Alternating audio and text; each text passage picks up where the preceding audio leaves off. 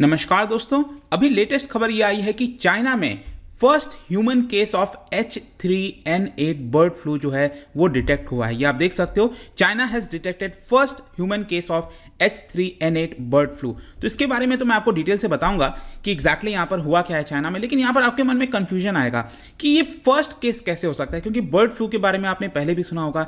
तो यहाँ पर ये H3N8 का मतलब क्या है, ये जो H क्या होता है, N क्या होता है, सब कुछ मैं आपको बताने वाला हूँ। काफ़ी कुछ जानने को इस वीडियो में, चलिए आगे बढ़ते हैं। लेकिन उसके पहले ध्यान रखिएगा, अगर आप किसी भी एग्जाम की प्रिपरेशन कर रहे हैं, चाहे यूपीएससी हो, जुडिशरी, बैंकिंग, कोई भी हो, आप हमारे ऐप पर जाइए या फिर वेबसाइट पर जाइए, वहाँ पर आपको कोर्सेज मिल जाएंगे और वहाँ पर कोड इस्तेमाल करिए अंकित 40, क्योंकि इससे आपको जो डायरेक्टली 40% का डिस्काउंट है वो मिल जाएगा। साथ ही साथ अगर आप एमसीक्यूज अटेम्प्ट करना चाहते हैं तो मेरे इंस्टा पेज पर जा सकते हैं, वहाँ पर स्टोरीज में जितने भी एमसीक्यूज हैं उसको आप अटेम्प्ट कर पाएंगे। तो चलिए सबसे पहले देखते हैं एग्जैक्टली अभी हुआ क्या है। देखिए चाइना ने कंफर्म किया है, देखिए चाइना की जो हेल्थ एजेंसी है, इसको कहा जाता है एनएचसी, नेशनल हेल्थ कमीशन, उनके द्वारा कंफर्म किया गया है कि पहला ह्यूमन केस, अब पहला ह्यूमन केस का मतलब यह है कि ये जो फ्लू है ना, ये जो एवियन फ्लू, जो बर्ड फ्लू आप कहते होगे, कई तरह के होते हैं, मैं आपको आगे बताऊंगा, आपको सब कुछ क्लियर हो जाएगा। लेकिन ये जो H3N8 ये अभी तक सिर्फ और सिर्फ बर्ड्स में पाया गया था, जानवरों में पाया गया था, ये ह्यूमंस में अभी तक नहीं पाया गया था। पहली बार ऐसा हो रहा है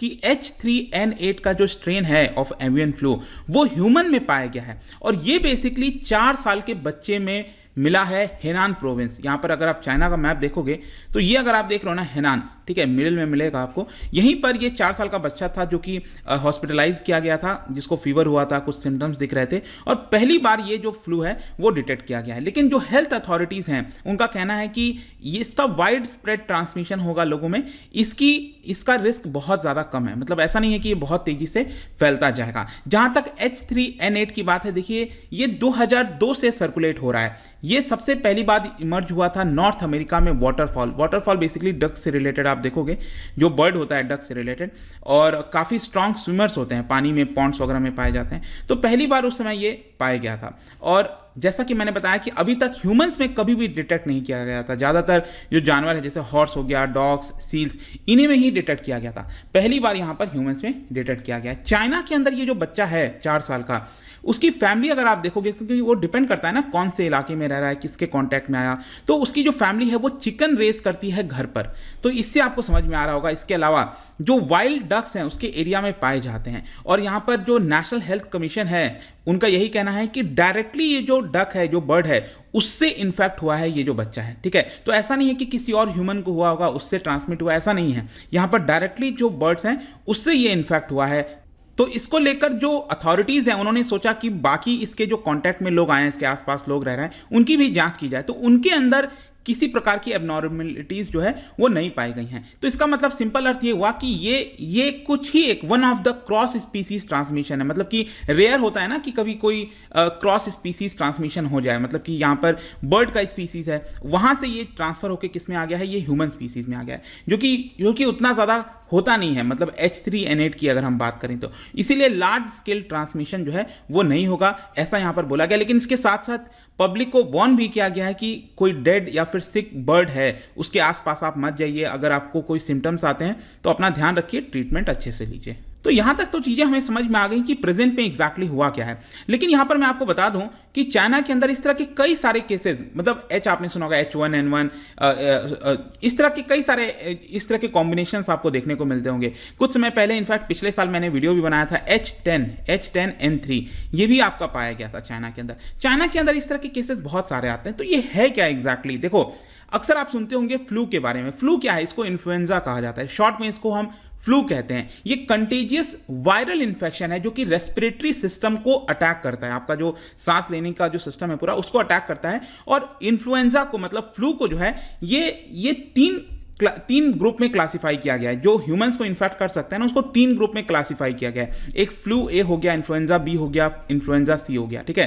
तो यहां पर जो इन्फ्लुएंजा ए है या फिर फ्लू ए कहिए, एक ही चीज है। इन्फ्लुएंजा ए जो है वो काफ़ी सीरियस हो सकता है। अगर इसका इन्फेक्शन होता है तो काफ़ी सीरियस हो सकता है और आउटब्रेक भी हो सकता है, इससे डिजीज स्प्रेड भी हो सकता है। तो हमें यहाँ पर जानकारी जो लेनी है वो इन्फ्लुएंजा ए के बारे में लेनी है। तो इन्फ्लुएंजा ए के बारे का अगर हम देखें तो इसको फर्दर 131 डिफरेंट सब टाइप्स में आप बांट सकते हो, ठीक है, 131 डिफरेंट। अब कैसे हो जाएगा 131?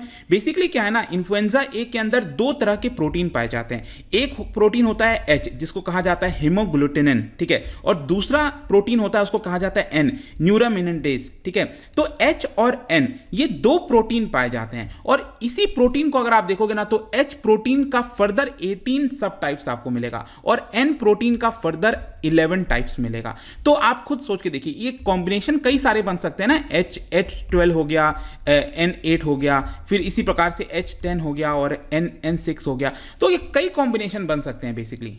और इसीलिए मैंने आपसे कहा कि अभी तक जो हमें डिस्कवर हुआ है अलग अलग सब टाइप्स, तो 131 डिफरेंट जो फ्लू ए है वो हमें देखने को मिला है। लेकिन इसमें इंपॉर्टेंट चीज आपको जो ध्यान रखनी है वो ये है कि कुछ इसके स्ट्रेन ऐसे हैं जो कि सिर्फ बर्ड्स को इन्फेक्ट करते हैं, कुछ ऐसे हैं जो कि मैमल्स को भी इन्फेक्ट करते हैं, जैसे पिग्स हो गया, डॉग्स हो गया, हॉर्सेज हो गया, ह्यूमंस भी मैमल्स में आता है। तो कुछ ऐसे होते हैं सिर्फ बर्ड को ही अटैक करेंगे, इन्फेक्ट करेंगे, और कुछ जो होंगे हो सकता है वो ह्यूमंस को भी इन्फेक्ट कर सकते हैं। वाइल्ड एक्वेटिक बर्ड्स में ज़्यादातर ये पाए जाते हैं, नेचुरल होस्ट होते हैं, जो वाइल्ड एक्वेटिक बर्ड्स होते हैं उनमें ज़्यादातर देखने को मिलेगा। लेकिन ये उनको सिक नहीं करते हैं, उनको बीमार नहीं करते हैं, क्योंकि उनको आदत हो जाती है, उसके थ्रू ही वो जी रहे होते हैं अपना पूरा जीवन। पोल्ट्री जो बर्ड्स हैं जैसे चिकन्स हो गया, वो काफ़ी एडवर्सली इन्फेक्ट हो सकते हैं। आपने अक्सर सुना होगा ना कि यहाँ पर बर्ड फ्लू फैल गया है, तो वो जो चिकन्स वगैरह होते हैं उनको मार दिया जाता है। उसका कारण यही है कि ये जो पोल्ट्री, जो पशुपालन वगैरह किया जाता है आपका, वहाँ पर उनको ज़्यादा बीमारी होती है तो उनको वहाँ से हटाना जरूरी हो जाता है।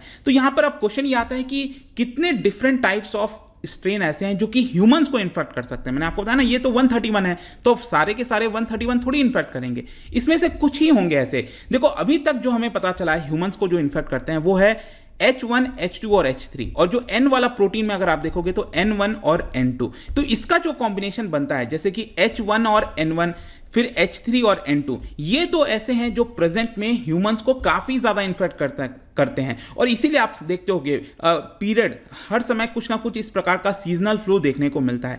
और ये इतना ज़्यादा इन्फेक्ट कर चुका है ये दो कॉम्बिनेशन ह्यूमंस को कि इसको बर्ड फ्लू बुलाने के बजाय हम इसको ह्यूमन फ्लू भी बुलाते हैं, क्योंकि ये ह्यूमंस को काफ़ी इन्फेक्ट करता रहता है। लेकिन ऐसा नहीं है, ये फ्लू की तरह आता है और चला जाता है। थोड़ा बहुत जो मेडिसिन वगैरह, डोलो वगैरह आजकल चलने लगा है ना, वो सब ले लेते हैं तो हो जाता है। तो यहाँ पर अगर हम देखें तो जब भी कोई नया फ्लू वायरस आता है, जैसे कि 1918 में आया था, 1918 में स्पेनिश फ्लू के बारे में आपने सुना होगा, फिर एशियन फ्लू आया था, H2N2 आया था। तो इस तरह के कई बार जब ये नया आता है ना, तब ये पैंडेमिक क्रिएट कर देता है। तो कुछ होते हैं जो विलुप्त हो जाते हैं और कुछ होते हैं जो सर्वाइव करते हैं। तो प्रेजेंट में H1N1 और H3N2 ये लगातार समय समय पर आपको देखने को मिलेगा। और उसी प्रकार से पहली बार ऐसा हुआ है कि H3N8 जो है वो ह्यूमंस में डिटेक्ट हुआ है, और ये हुआ है चाइना के अंदर।